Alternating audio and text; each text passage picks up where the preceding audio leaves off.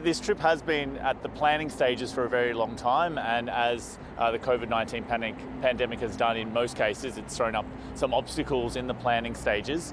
But it does look like we will get there, although nothing is certain until President Moon actually touches down in Australia. It's the 60th anniversary of diplomatic relations between Australia and the Republic of Korea, and so they've wanted to commemorate this for a long time, for the duration of the year effectively.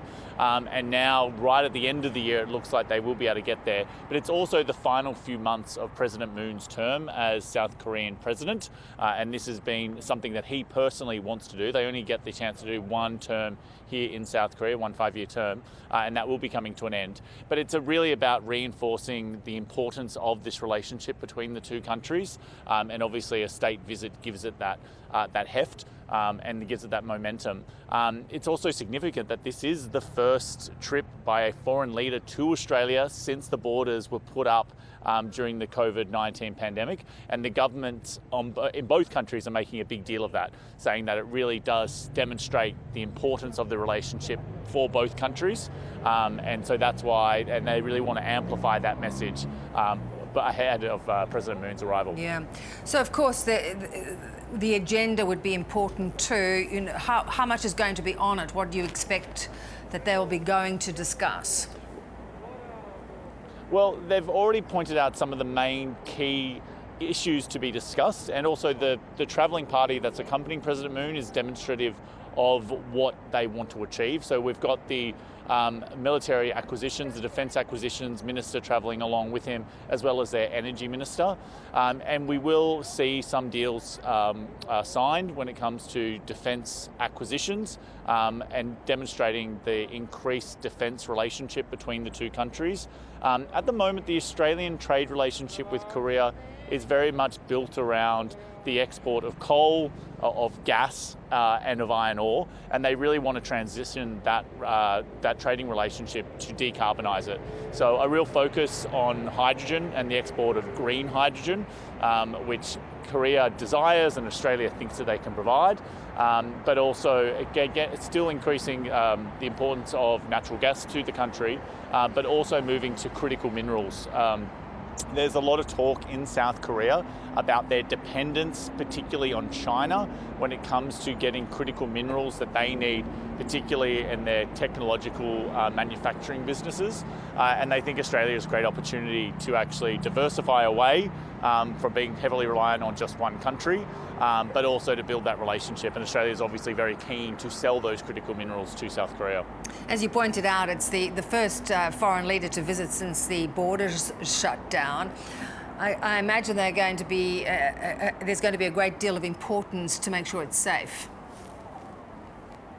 Yeah, and this is something that has been reiterated by both governments. Even in the original statement from the Australian Prime Minister, they talked about the fact that the entire entourage that's travelling with President Moon of South Korea has been fully vaccinated.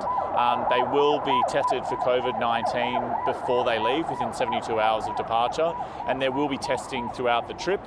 There will be mask wearing. There's been a paring back of the actual of the ceremonies and the type of events that they're attending. Unfortunately, this won't be a large contingent, a large entourage travelling with President Moon because of the pandemic, and they have scaled back some of the events that they would have otherwise probably participated in. So there won't be, large-scale events where you have the Korean-Australian community coming out in force, for example. And South Korea also because it's a sensitive issue, obviously, the president travelling, while South Korea here is also dealing with their own COVID-19 emergency, the worst wave of the pandemic they've seen. But they've talked up the fact that Australia is a relatively safe country when it comes to COVID-19, has a very high vaccination rate, and obviously that they will be going into circumstances where there won't be large meetings of people to keep the president and the entourage safe. Yeah. The government, though, there is coming in for some criticism over what's been seen as discriminatory vaccination rules for foreign residents. What's the issue there?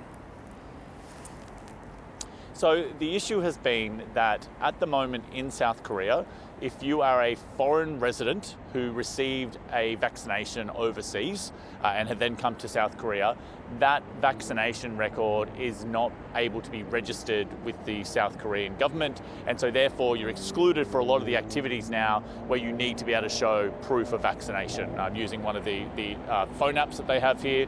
And you, at the moment, if you're a foreign resident, you can't prove your foreign vaccination. However, if you're a South Korean resident who also was vaccinated overseas for one reason or another, they are able to get that registered.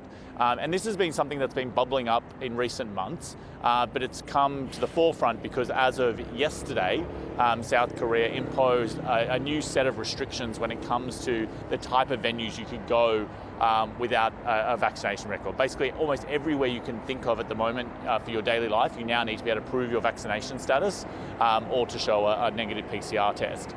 And so we've seen this coordinated move today by the embassies here, a group of embassies here in Seoul, including Australia, the US, the UK, India, New Zealand, as well as the European Union, where they publicly called on the South Korean government to fix the rules and called them discriminatory.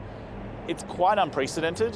It demonstrates that there has been frustration among foreign nationals here, but also that there has been building pressure on the South Korean government behind the scenes. Normally diplomacy is obviously done behind closed doors, but the fact that they've actually taken the position to actually put this on social media to publicly call out the South Korean government shows the substantial nature of the complaint. South Korean government has already responded, and it looks like they will look to try and change things coming Thursday, and you'd think they'd want to do that before President Moon arrives in Australia, so that this is just not an issue on the agenda. Yeah, makes sense. Carrington, great to talk. Thanks so much. Thanks so much.